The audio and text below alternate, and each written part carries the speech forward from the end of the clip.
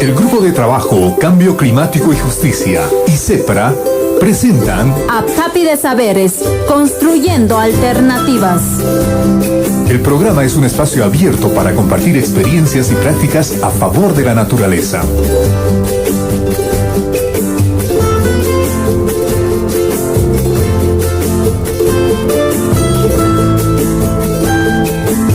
Te invitamos a participar. Aptapi de Saberes, construyendo alternativas.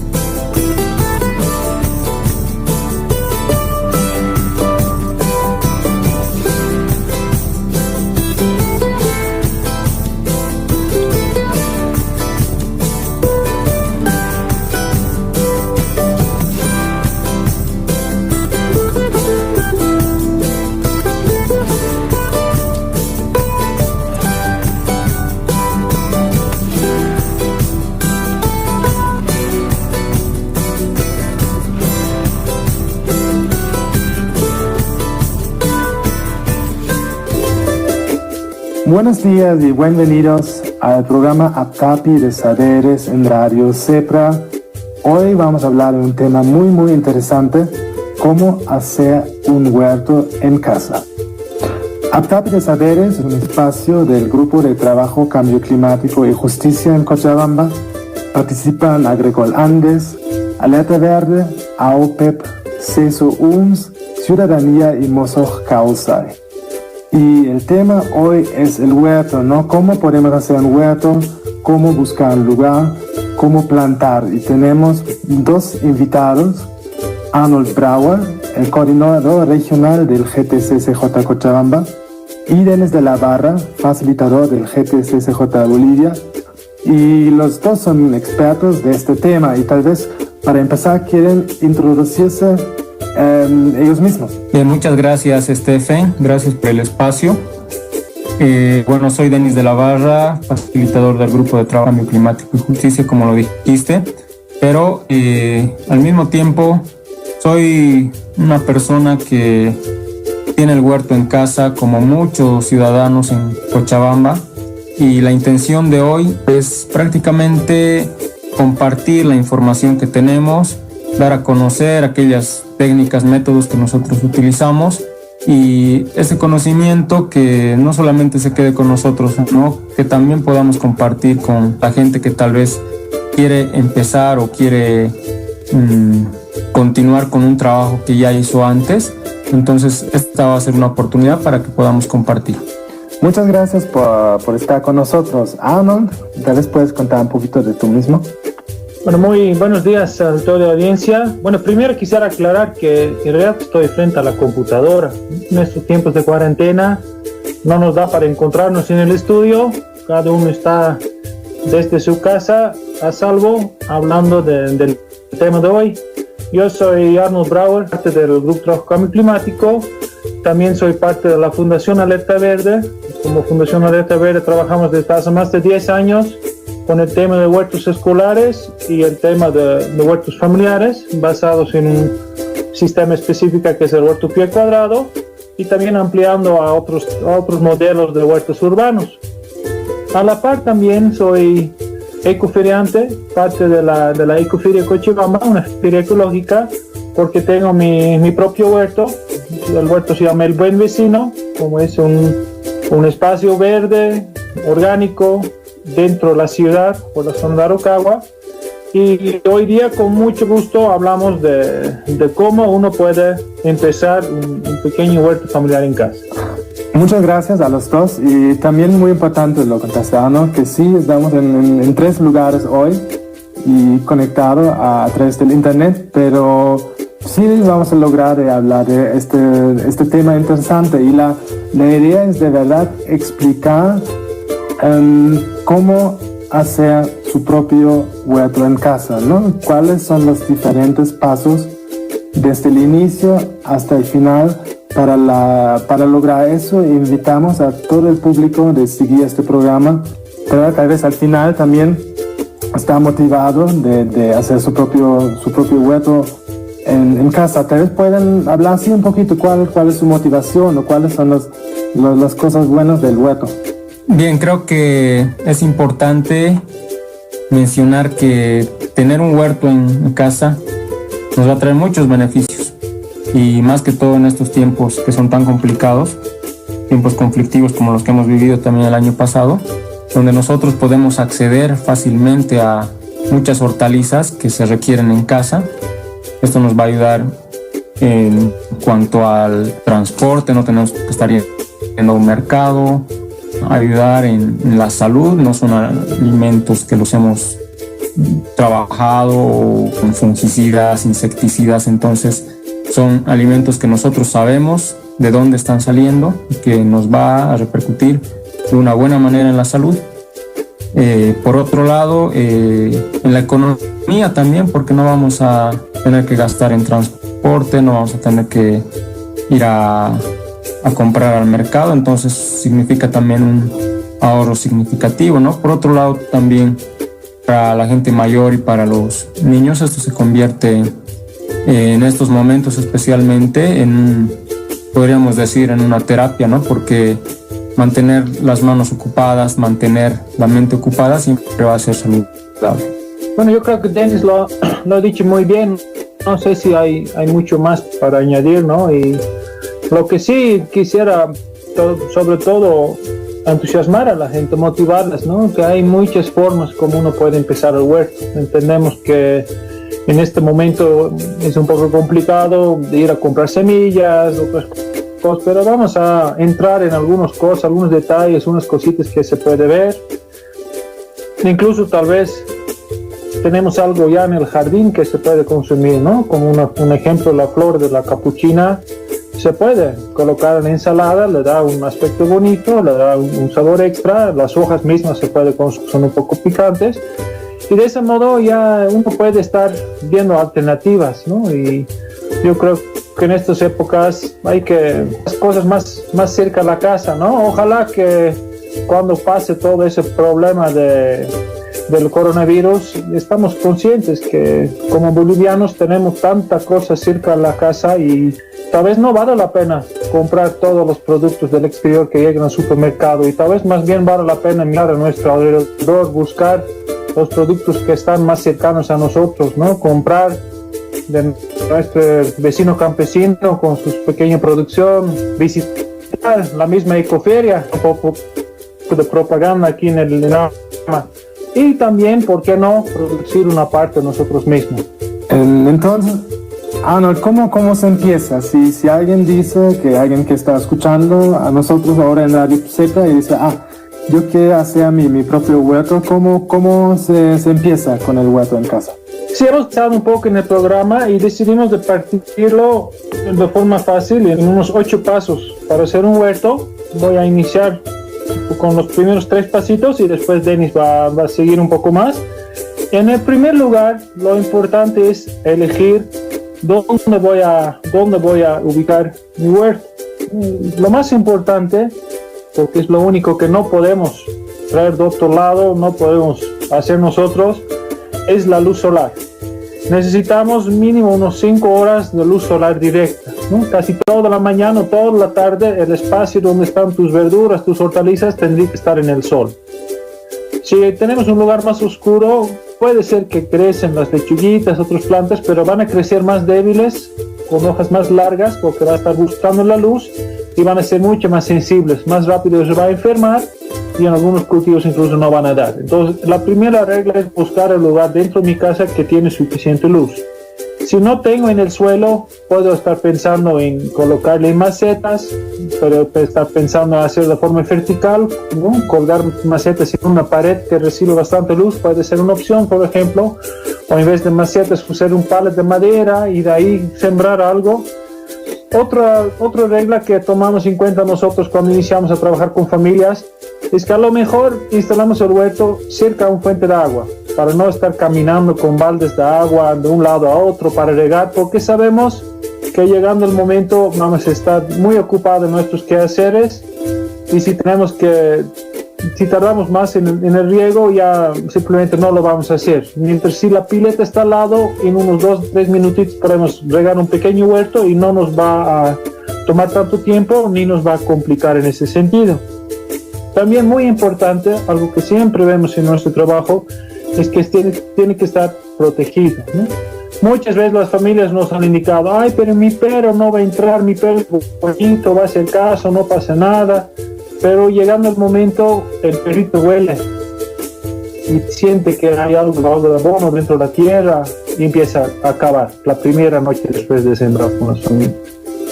Hoy llegamos temprano a una casa, entramos a trabajar y vemos que todo el rábano, que son hojas grandes, todo el rábano está aplastado porque el perro durmió encima. Entonces, aunque confíes mucho en tu perro, para tener un huerto que funcione, mejor cercarlo y evitar que entre.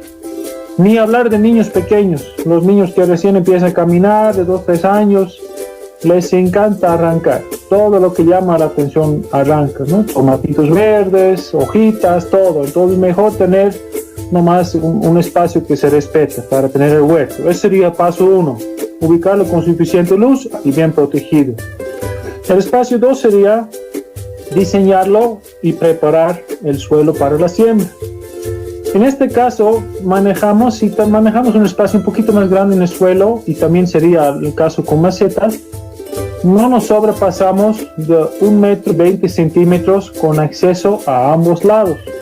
O si voy a pegar mi huertito al lado de una pared, solamente 60 centímetros. Si uno mide su brazo, ese más o menos es el tamaño que puede tener de ancho la cama. Si hay acceso a ambos lados, 2 brazos, sería 120 centímetros. Acceso a un solo lado, sería solamente 60. De esta manera evitamos que tenemos que apoyarnos dentro de lo que es el huerto. Las plantas les gusta una tierra suelta. Aparte de agua, que obviamente necesitan bastante riego, también necesitamos aire dentro del suelo. Entonces no queremos ir pisando. Por eso es el ancho sugerido, 1,20 m con acceso a ambos lados, o 60 centímetros con acceso a un solo lado. Tenemos que preparar la tierra, tenemos que removerlo. Ahí también hay una regla bien sencilla. El azadón y la picota más o menos tienen un ancho de 20 centímetros.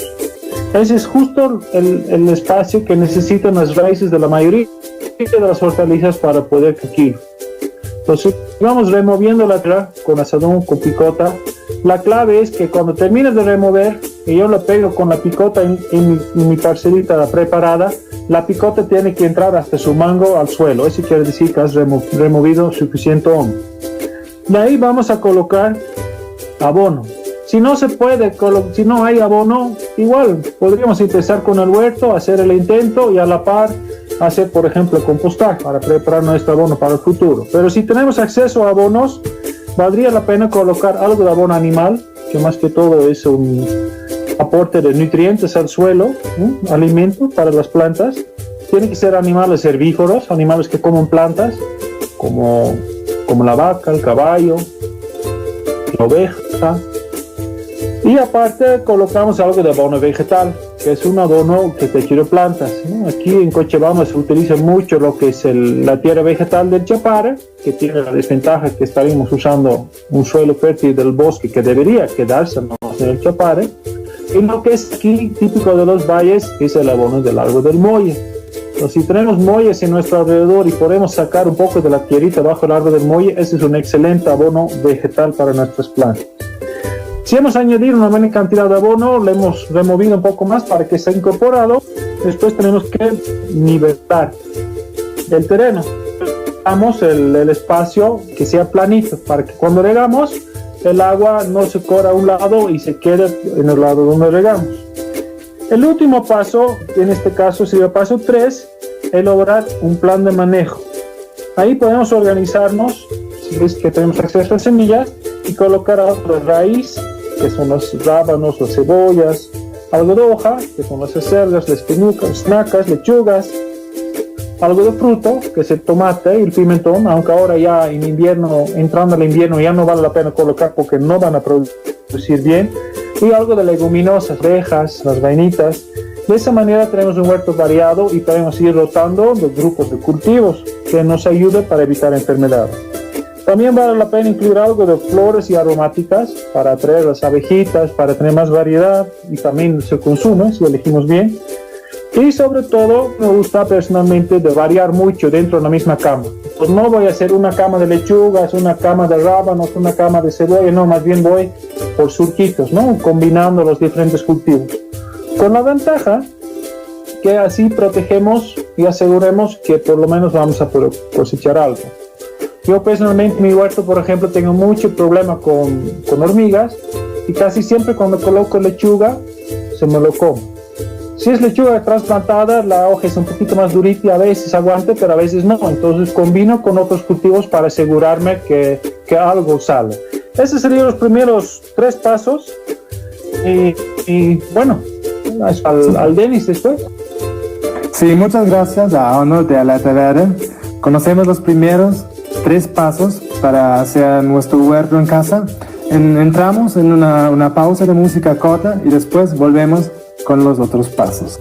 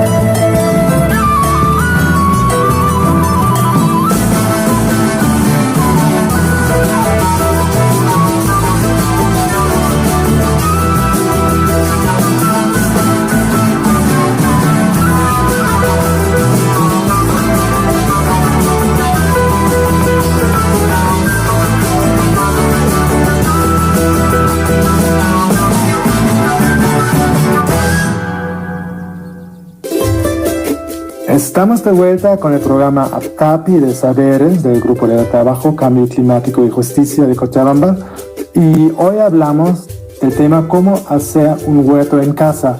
Y Arnold de Alataverde ya nos contó los primeros 3 pasos. Son ubicación del huerto, diseñar y preparar el suelo y plan de manejo. Y ahora Denis va a seguir y explicarnos qué hay que hacer después. Bien, muchas gracias, Stephen. Continuando a los pasos que ha dado a conocer Arnold, seguimos con la siembra. La siembra es muy importante, ¿no? Porque al final es lo que va a generar el huerto.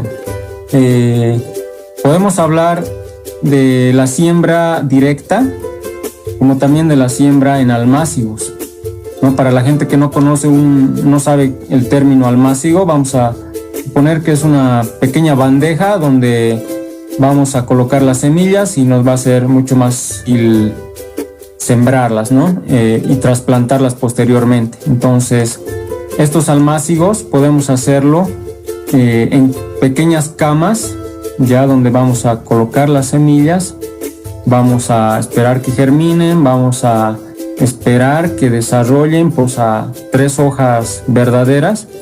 3 hojas verdaderas son las que, hojas que salen después de los cotiledones. Los cotiledones, para la gente que no conoce ese término, son las primeras 2 hojitas que se abren como especies de paneles, ¿no? Que en las plantitas normalmente germinan, van a salir como 2 pequeños panelcitos y después de esos van a salir 3 hojitas. Cuando salen esas 3 hojitas, podemos trasplantar ese plantín.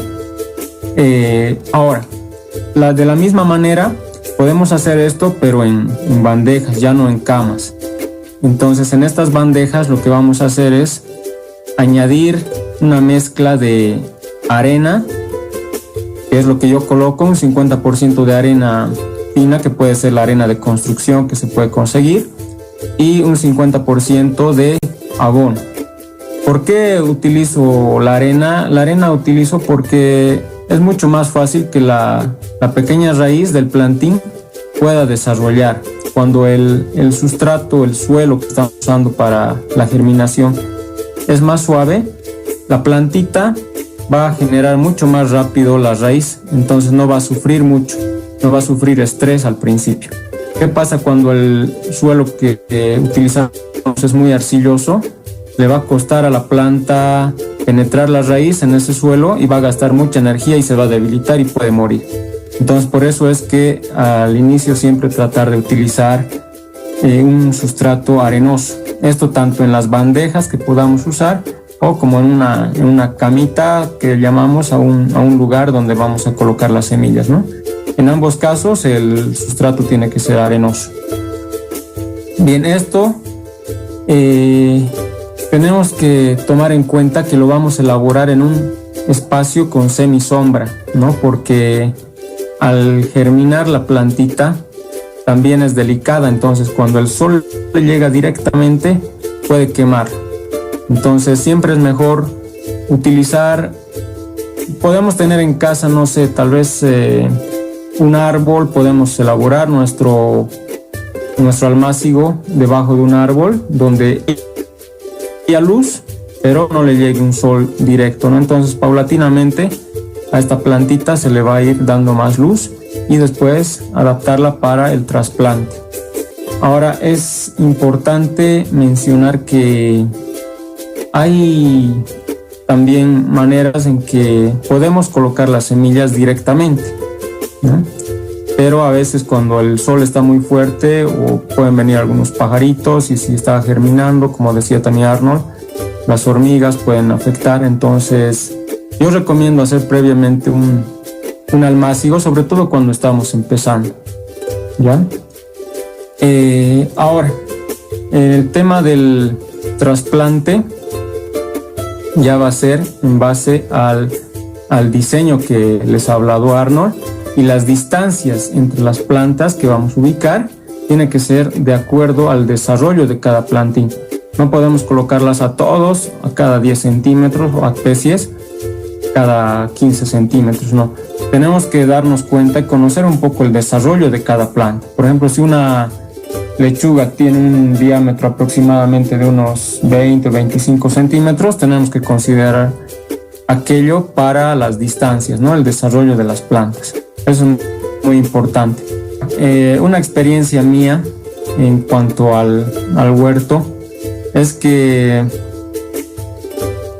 las semillas mismas se van derramando muchas veces. Yo dejo que la planta dé semillas, ¿no? Porque en el caso de la acelga, en el caso de la lechuga, no es que las cosecho todas en uno solo, sino que voy sacando hojas, ¿no? De acuerdo a lo que necesito.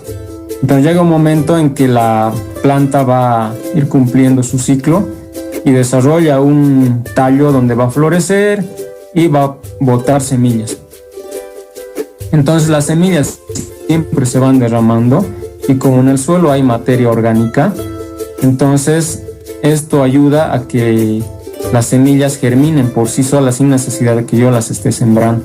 Entonces en el caso de mi huerto, ya después de mucho tiempo se ha vuelto como un pequeño ecosistema, como un pequeño bosquecito de hortalizas. ¿Por qué? Porque se derraman semillas y van saliendo por todo lado las remolachas, las lechugas. Lo único que hago es ralear, ese término, para las personas que todavía no conocen, es sacar algunas plantas que están de más y las llevo a otro lado. Cuando están, digamos, unas 5 o 6 plantas juntas, entonces lo que hago es separarlas, ¿no? Si hay muy poco espacio para esas plantas, lo que hago es separarlas algunas y donde no ha salido nada, donde no ha germinado nada, entonces las traslado. Entonces es una manera también más fácil, pero siempre y cuando en el suelo haya bastante materia orgánica que mantenga la humedad, entonces las semillas van a germinar por sí mismas. Entonces eso es muy importante. Ahora, después de los almácigos, algo importante es para los que van a animarse por hacer esto, tienen que saber que hay especies que no las sembramos en almácigos, sino directamente en los surcos. Por ejemplo, la zanahoria, después el rábano, son especies que si nosotros las sacamos de un almácigo, las podemos atrofiar porque son esas hortalizas con una raíz un tanto delicadas. Entonces, cuando nosotros las rompemos, estas tienden a atrofiarse y si las trasplantamos es posible que ya no desarrollen como debería. Entonces lo que hacemos es directamente sembrarlas en nuestro huerto, no en el caso del rábano y la zanahoria. Después el tema de la profundidad es muy importante, ¿no? Normalmente usamos como regla el doble del tamaño de la semilla, ¿no? En algunos casos hasta el triple y en otros casos un poco más. En el caso del maíz, por ejemplo, hay que colocarlo bastante profundo porque después tiene raíces adventicias y tiene que tener un buen agarre en la tierra, ¿no? Después se hace el aporque, obviamente. El aporque es colocarle tierra alrededor del tallo para que las raíces adventicias o raíces que salen del tallo puedan sujetarse. Entonces, en algunas especies las vamos a colocar a mayor profundidad, pero en las hortalizas que normalmente colocamos, las de hoja, especialmente utilizamos como regla enterrar el doble de la semilla, ¿no? Es decir, colocamos la tierra el doble del tamaño de la semilla por encima. Eso también va a ayudar a que haya una germinación fácil. Cuando se hace esta siembra directa, por ejemplo en el caso del rábano, de la zanahoria, lo que tenemos que hacer siempre es colocar algunas hojas secas o paja, o si tenemos en casa alguna malla semisombra. Si no conseguimos eso, tal vez alguna polera vieja que alguien viejita, la cortamos, la abrimos y la ponemos encima. ¿Para qué? Para que no se seque tan rápido con el sol. Entonces la humedad constante ayuda a que las semillas germinen más rápido. Entonces podemos hacer uso, ¿no? Algo liviano, no vamos a poner ropas pesadas, ni tampoco ropas que sean muy oscuras, ¿no? Porque la temperatura, o mejor dicho, los rayos solares van a calentar demasiado. Por ejemplo, usamos una ropa negra, eso se va a calentar muy rápido y puede afectar también a la plantita que está germinando. Eso en cuanto a la germinación. Es muy importante para esto el riego, ¿no? El riego normalmente cuando lo hacemos en almácigos, en bandejitas, para evitar que las semillas se dispersen, tratamos de utilizar un atomizador, ¿no? Algo que tenga una gota muy fina, ¿no? Algún aparatito que tenga una gota muy fina, un aspersor. Con eso hacemos el riego, porque si utilizáramos una manguera, por ejemplo, podemos hacer que un chorro grande llegue, entonces hacemos volar todas las semillas. Entonces es necesario tener mucho cuidado en el riego al principio en nuestro almácigo, ¿no? Como también en el mismo huerto. Y bueno, eso en cuanto a la siembra y en cuanto al riego que tenemos que hacer. ¿Y cuál es el próximo paso, Arnold, después de sembrar y regar? Gracias, Denis. Quería, ¿no? Que lo que estabas hablando del riego muy fino es casi como están desinfectando ahora las calles, ¿no? Las mochilas, puede ser un atomizador, puede ser algo más pequeño, pero la clave es que, como decía Denis, que el agua llegue de forma muy suave para no estar moviendo el suelo, porque así podría salir nuestra semilla. Como ya decía Denis, lo sembramos bastante superficial. Con maleta verde nosotros manejamos un poco a veces un poquito más. A los niños en la escuela, por ejemplo, les decimos que tiene que meter su dedito hasta la primera rayita donde dobla el dedo, y de ahí tienes un huequito de unos 3-5 veces el tamaño de la semilla. Pero bueno, son detalles pequeños, no influye tanto. Lo que sí es importante es que te fijes en el tamaño de la semilla, ¿no? Por ejemplo, semilla de apio es tan pequeña que ya casi no lo tapa. Ahora, como paso 6, voy a hablar un poco del cuidado del huerto, que también se llaman los labores culturales, que son en realidad todos los trabajos que uno hace después de la siembra hasta llegar a la cosecha. Algunos ya han nombrado Denis también, como el raleo, por ejemplo, que quiere decir que cuando están creciendo muy juntos las plantas tienes que sacar los que están por demás. Si vamos a sembrar con una siembra directa, en cada lugar donde queremos una planta, en este caso un rabanito, colocamos 2 a 3 semillas. Si salen los 2 o 3 plantitas, esperamos hasta que tenga un tamaño que se puede distinguir diferencia entre las plantitas, y elegimos la mejor plantita, y los otros 2 lastimosamente tenemos que anular para que uno pueda producir bien. Ese sería el raleo. Lo contrario, que también ocurre en el huerto, sería el trasplante, ¿no? Cuando colocamos nuestro almácigo al huerto, no todas las plantas sobreviven. Algunos por X motivo, puede ser que hemos dañado la raíz, puede ser que la planta ya estaba un poco débil, puede ser que no le llegó suficiente agua. Por algunos motivos, no todas las plantas recuperen bien. Hay algunas plantas, como la lechuga, la remolacha, les hace bien el trasplante. Y no hay que asustarse que cuando trasplantamos lechugas en algunas hojas más, las hojas más grandes de afuera tienden a secarse. Hay que fijarse al centro de la lechuguita, donde van a salir con fuerza nuevas hojas. Y esa fuerza es mayor en el trasplante que cuando dejamos la plantita crecer en el mismo lugar sin realizar el trasplante. Por eso también vale la pena en algunos casos trasplantar. También tenemos el trabajo de deshierve. Ahí también hay que tener cuidado, porque corremos el riesgo de arrancar lo que queremos que crezca. Entonces la regla de oro es solamente sacar de lo que estás seguro que es una maleza. Si dudas, déjalo crecer hasta que puedes distinguir. Lo interesante también es si tenemos una filita de cierto cultivo y vemos que aparece una plantita que también vemos en el otro lado del huerto, así deduciendo también uno puede darse cuenta que tiene que ser una maleza, porque al otro lado igual está apareciendo. Entonces, deshierve, hay que ser un poquito inteligente y en caso de duda esperar hasta que estamos seguros cuál es. También tenemos 2 actividades interesantes más, que se llama el escarde y el aporcar.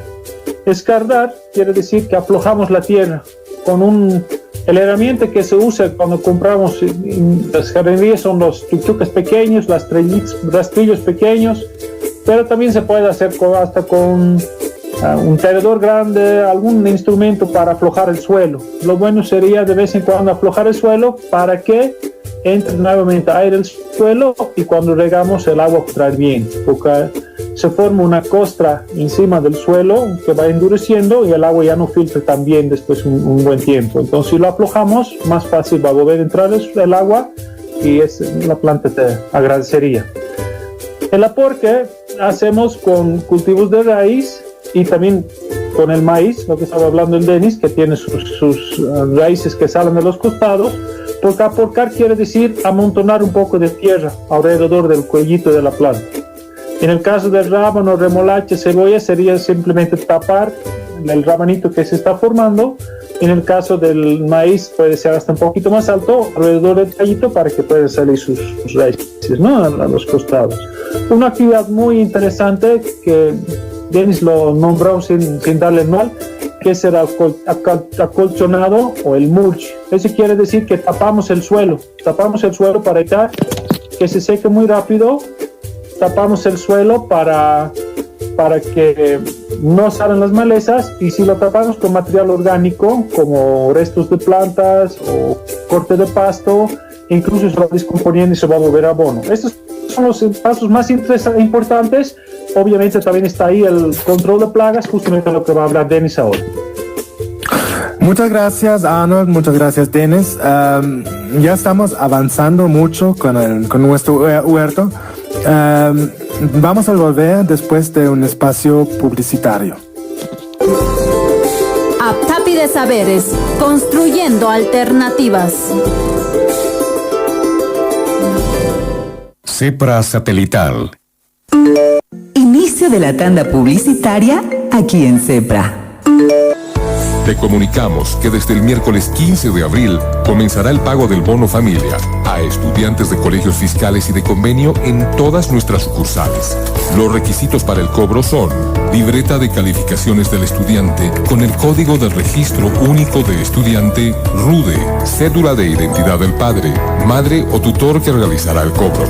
Iniciaremos el pago según el siguiente cronograma. Del miércoles 15 al martes 21 de abril se realizará el pago a estudiantes de secundaria. Del miércoles 22 al martes 28 de abril se realizará el pago a estudiantes de primaria. Y del miércoles 29 de abril al martes 5 de mayo se realizará el pago a estudiantes de nivel inicial. El bono será de 500 bolivianos por hijo, desde nivel inicial hasta sexto de secundaria, por única vez. El pago para colegios particulares y centros de educación alternativa y especiales, CEA, se realizará a partir del 18 de mayo. Mantener segura a Bolivia depende de ti. Banco Unión, el banco de los bolivianos. Esta entidad es supervisada por ASFI. Fin de la tanda publicitaria. Continuamos con la programación de CEPRA. Trabajando en Ser Nacional, con radios comunitarias, es la voz del pueblo, CEPRA Satelital. Aptapi de Saberes, construyendo alternativas. Buenos días, estamos de vuelta con el programa Aptapi de Saberes. Mi nombre es Steffen Heinzelmann del Grupo de Trabajo Cambio Climático y Justicia en Bolivia, y nuestro tema hoy es cómo hacer un huerto en la casa. Hablamos con Arnold Brauer de Alerta Verde, la Fundación Alerta Verde, y con mi colega Denis de la Barra de la GTCCJ Bolivia, y ya avanzamos mucho con el huerto. Y no se preocupen, vamos a publicar estos 8 pasos cómo hacer su huerto en casa en la página Facebook de la Fundación Alerta Verde, pero faltan 2 pasos, los pasos 7 y 8, y me alegraría que pueden seguir explicando. Denis, por favor. Bien, muchas gracias, Steffen. En cuanto al tema de las plagas y enfermedades, yo lo definiría más que un paso. En realidad es algo que complementa a todos los otros pasos, porque en realidad el tema de las plagas y enfermedades se tienen que manejar desde la prevención. En la agricultura orgánica siempre tratamos de hablar de prevención y no de curación, ¿no? Normalmente en la agricultura tradicional aparece una enfermedad y aplican fungicidas, insecticidas.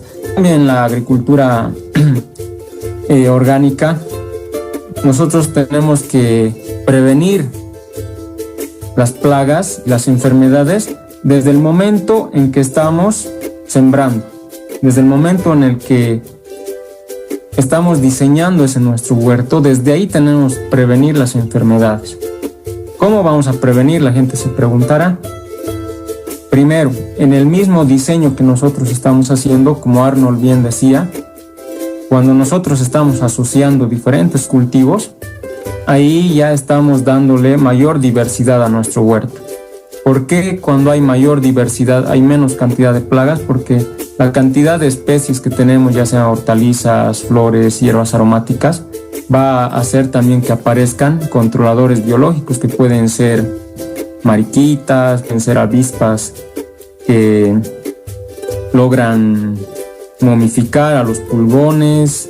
Tenemos también otro tipo de avispas que se alimentan de algunos áfidos. Los áfidos son normalmente los que chupan las plantas. Entonces, cuando nosotros tenemos esa diversidad, también vamos a dar lugar a que mayor cantidad de especies benéficas de insectos puedan aparecer, ¿no? Eso es muy importante. Aparte, los áfidos, estos insectos que se alimentan de la savia de las plantas, tienden a guiarse también no solamente por el color de las plantas, sino también por el aroma. Entonces, cuando un aroma no es muy agradable para ellos, van a tender a alejarse. Eso quiere decir que si nosotros tenemos mayor diversidad, entonces vamos a hacer que mayor cantidad de plagas puedan alejarse, ¿no? ¿Qué ocurre cuando nosotros tenemos una sola especie en nuestro huerto?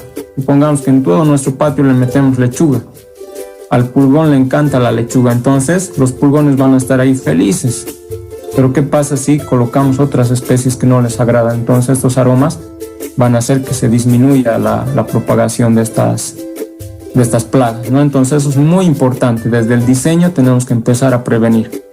Posteriormente, una vez que nosotros tenemos establecido el huerto, siempre van a aparecer cierta cantidad de insectos que nos puedan afectar. Para eso tenemos que tomar en cuenta algunos otros tipos de mecanismos, por ejemplo el de recoger manualmente algunos chinches, por ejemplo, o algún otro tipo de plagas que pueden afectar, por ejemplo, a los tomates. Entonces los recogemos manualmente, podemos matarlos nosotros de manera manual, con algún guante, es decir, ir retirando. Y para eso tenemos que fijarnos constantemente en nuestro huerto que no aparezcan insectos que puedan afectar. Entonces tenemos que nosotros ayudar a que esa cantidad de plagas disminuya. Posteriormente podemos hacer uso de algunas técnicas, por ejemplo, trampas cromáticas que hacemos para los pulgones, para la mosca blanca. Las trampas cromáticas son técnicas que nos ayudan a atrapar a estos insectos mediante el color, ¿no? Entonces estas trampas pueden elaborarse, por ejemplo, en el caso de la mosca blanca, podemos usar algo que tengamos en casa. Quizás alguien tiene un bidón de aceite, entonces el bidón de aceite lo puedo cortar, le puedo poner un par de maderitas a los costados como una especie de letrero y le puede colocar ahí un aceite en desuso. ¿Para qué? Para que se pegue. Entonces lo untamos el aceite y lo colocamos este plástico a nuestro huerto. Podemos colocarlo cerca de los tomates, normalmente donde le afecta más la mosca blanca le afecta más al tomate, entonces podemos colocar estas trampas ahí. Ahora, para los pulgones, normalmente cuando estos tienen un ciclo donde le salen las alas, podemos usar el color azul. El color azul funciona muy bien para los pulgones. De la misma manera con aceite, ¿no? Cualquier material azul que tengamos en casa, ¿no? Puede ser un plástico, alguna goma eva, lo que podamos tener en casa. Entonces son trampas que nos van a ayudar. Por otro lado, podemos utilizar como repelentes algunas hierbas que tengamos en casa. Puede ser un macerado de albahaca, podemos añadir ajo, podemos añadir cebolla. Particularmente yo lo que hago es aproximadamente 48 horas lo dejo reposar y lo aplico con un aspersor, ¿no? A todas las plantas. Yo siempre trato de variar. El ajo en una ocasión puedo hacerlo con albahaca, en otra ocasión puedo hacerlo con cola de caballo, pero siempre variando, ¿no? Para que los insectos tampoco se acostumbren a esos aromas. Entonces hay que tratar de siempre en la agricultura orgánica familiar de prevenir más que de curar, ¿no? Eso es muy importante que tenemos que tomar en cuenta. Gracias, Denis. Seguiré con el último paso, que es la cosecha. Y una cosita más de las plagas, ¿no? Lo que nosotros enseñamos, y justo también lo que acabó de mencionar Denis al inicio, lo más importante es tener tu huerto sano. Y un huerto sano se puede comparar con un cuerpo sano, ¿no? El cuerpo humano, cuando está sano, cuando comemos variados, comemos bien, no comemos nada por demás, y sobre todo variado, ¿no? Entonces, si tengo mi huerto muy variado, con muchas diferentes cosas, el huerto va a ser también más fuerte y menos rápido se va a enfermar. Después del control de plagas y después de realizar todos los cuidados del huerto que hablé en el paso número 6, pasamos al paso 8, que sigue la cosecha. Algo que se puede tomar en cuenta cuando hacemos la planificación del huerto es que anotamos la fecha de siembra. Si anotamos la fecha de siembra, podemos también ver, por lógica, más o menos cuándo debería estar listo. En el rabanito, por ejemplo, un mes y medio tenía que estar listo. Si tenemos idea cuándo hemos sembrado, cumpliendo ese tiempo podemos sacar un rabanito y ver cómo está. El riesgo es que si dejamos pasar mucho tiempo puede aparecer más grande el rábano, pero va a estar corcho y hueco adentro si dejamos pasar el tiempo. Entonces hay que tener un poco de cuidado en esa parte de los tiempos, y si no estamos muy seguros, de vez en cuando simplemente hay que probar un hito para ver cómo están. La ventaja de tener un huerto propio es que no hay necesidad de cosechar todo en uno. Al final se mantiene más fresco mientras sigue creciendo en el suelo. Entonces podemos cosechar por medida que vayamos comiendo. Y si cosechamos un poco más, por ejemplo, cuando vemos que la lechuga quiere florecer, sería bueno dejar unos cuantos lechugas para tener semilla después, pero de ahí en este caso tal vez valdría la pena sacar todo para evitar que se vuelva amargo.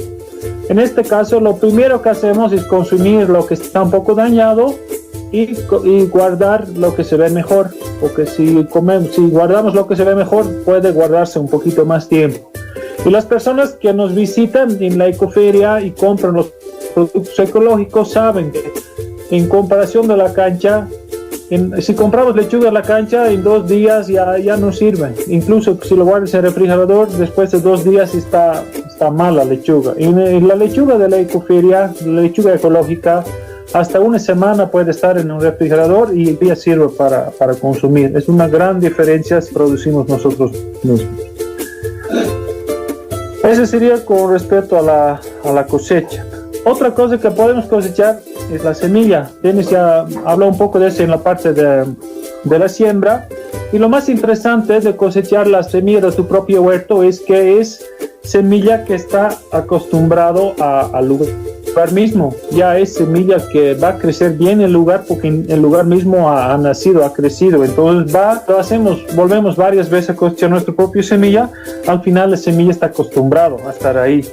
En este caso hay plantas donde cosechamos la semilla desde las flores, en el caso de lechuga, selga, remolacha, cebolla, y también hay algunos donde cosechamos la semilla desde vainas. Ahí van a florecer primero y desde la flor va a salir una vaina, en el caso de brócoli y en el caso del rábano, por ejemplo. Siempre es mejor si dejamos secar las semillas lo más que se puede, la planta misma, y cuando lo sacamos lo dejamos secar siempre en la sombra, nunca en el sol, y después se puede usar. Los cultivos de fruto, que ya no son muy interesantes porque en invierno no produce, se puede también cosechar semillas desde el mismo fruto, ¿no? En el pimentón, en el locoto, directamente sacamos la semilla. En el caso de tomate, esa gelatina con semillas lo dejamos unos 3 días en agua, después lo lavamos, va a tener una capita blanca oliendo medio feo, es la gelatina que se está pudriendo. Después lo lavamos bien y tenemos una semilla de tomate completamente limpia. Ese dejamos secar en la sombra y después la semilla hay que guardar siempre en un lugar oscuro, en un tacho bien cerrado, hermético, donde no puede entrar humedad para que se pueda guardar más tiempo la semilla. Incluso podemos meter, cuando compramos zapatos o cuando compramos carteras, siempre hay estas bolsitas de sílica, de gel. Estas bolsitas atraen la humedad. Si estas bolsitas las guardamos, lo podemos poner a nuestros frascos de semilla y evitamos que se humedezca la semilla porque toda la humedad va a ir a estas bolsitas. Esas bolsitas también podemos preparar con ceniza o un poco de leche en polvo en una telita y perfecto. Ese sería más o menos con respecto a la cosecha y la cosecha de semillas. Ya volvemos con las últimas conclusiones. Sí, gracias Arnold, gracias Dennis, estamos aprendiendo mucho. Hacemos una pausita con música y volvemos con el programa Aptapi de Saberes. Dame tu mañana junto a ti, dame de beber el néctar de tu corazón, de tu corazón. Dame cielo azul al despertar y un rayo de sol que me haga suspirar, que me haga imaginar.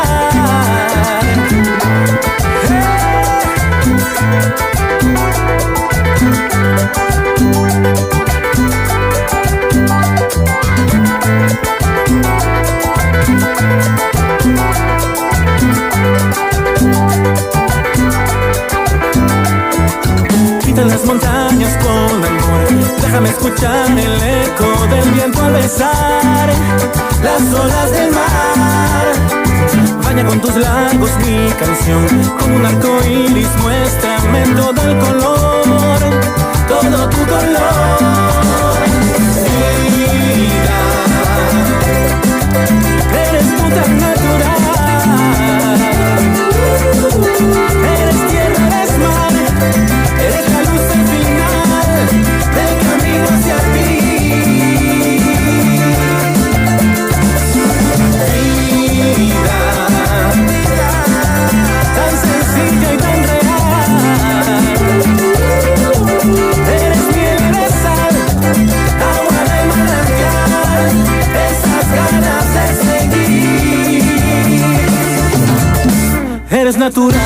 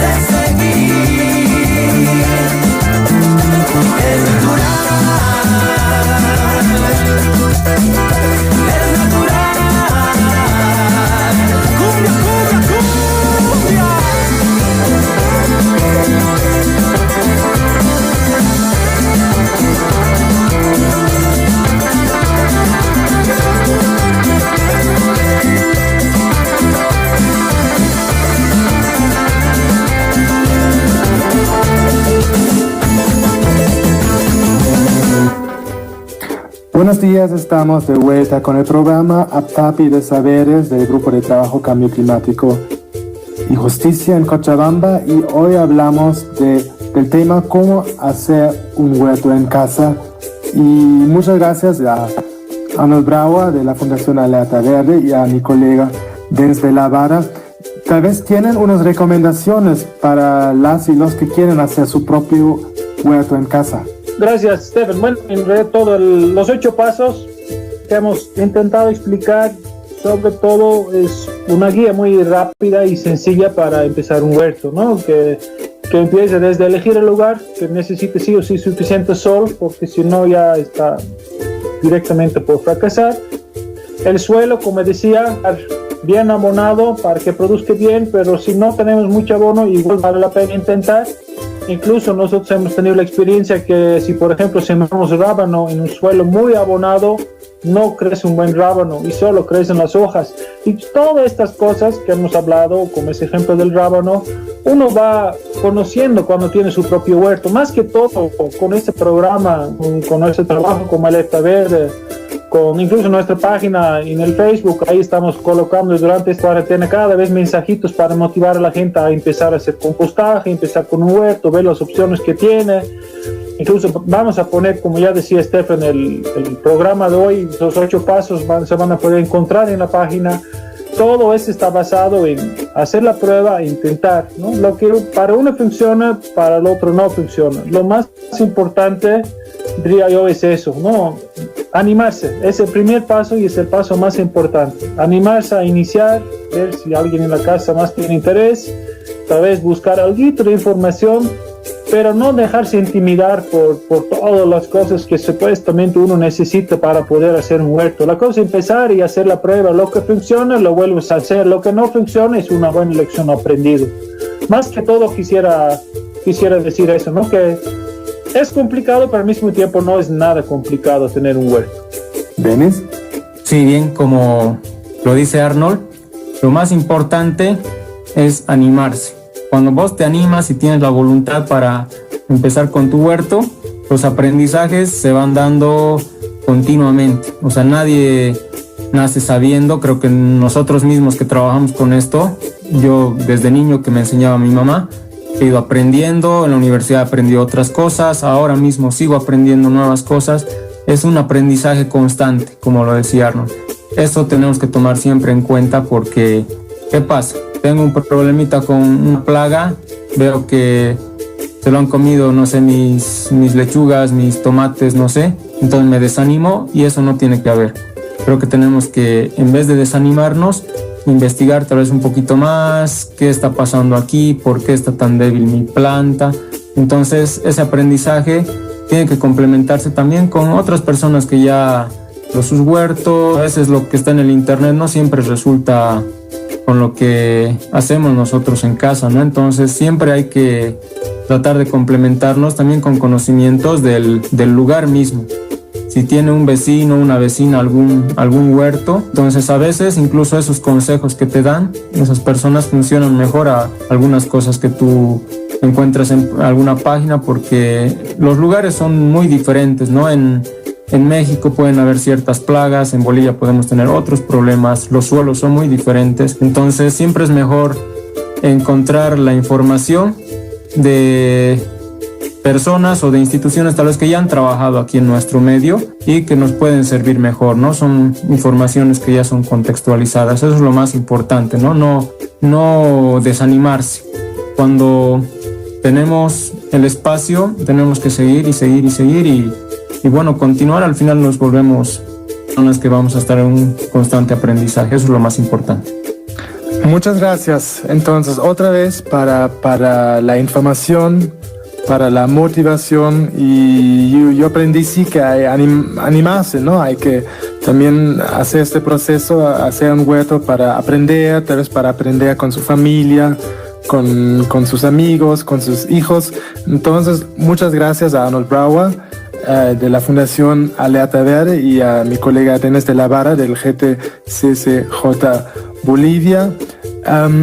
Aunque sí, el programa era un poquito diferente hoy porque no lo hicimos en el estudio de Radio Cepra, sino lo hicimos a través del internet, y pueden escuchar el programa Aptapi de Saberes otra vez de nuevo la próxima semana, el sábado a las 9 en Radio Cepra.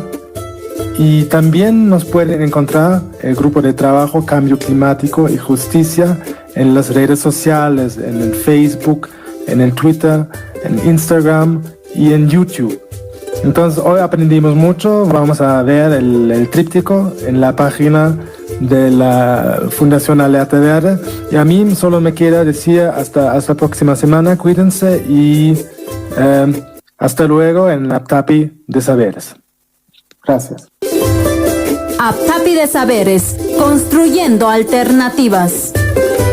Es un programa en Radio Cepra, auspiciado por el Grupo de Trabajo Cambio Climático y Justicia Cochabamba. Participan sus miembros Agricolandes, Alerta Verde, Asociación de Organizaciones y Productores Ecológicos de Bolivia, Centro de Estudios Superiores, Ciudadanía y Nossos Causai. Juntos seguimos construyendo alternativas. Aptapi de Saberes, construyendo alternativas. Radio Cepra FM 100.9. Inicio de la tanda publicitaria aquí en Cepra. Te comunicamos que desde el miércoles 15 de abril comenzará el pago del bono familia a estudiantes de colegios fiscales y de convenio en todas nuestras sucursales. Los requisitos para el cobro son libreta de calificaciones del estudiante con el código de registro único de estudiante RUDE, cédula de identidad del padre, madre o tutor que realizará el cobro.